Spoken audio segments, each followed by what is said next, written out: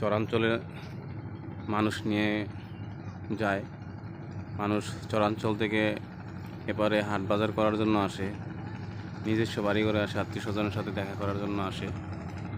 এই ট্রলারে করে এক একটা ট্রলার এক এক চরে যায়। সাহেবগঞ্জ, ইশনবালা, বালাবাজার, মোল্লাবাজার, শরীয়তপুর, ডামুড্ডা, মাইজারা পট্টি। তবে এটা মনে হইতেছে ইশনবালার ট্রলার কি নাকি জানি, বা মাঝির বাজার, মিয়ার বাজারের ট্রলার।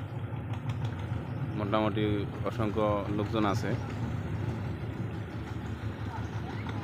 নদী পারাপারের লঞ্চের পরে আর কি দ্বিতীয় মাধ্যম হচ্ছে এই ট্রলার, মানুষের যাতায়াতের জন্য। সাহেবগঞ্জ শিলচরে অ্যালটমেন্ট যাতায়াতের মাধ্যম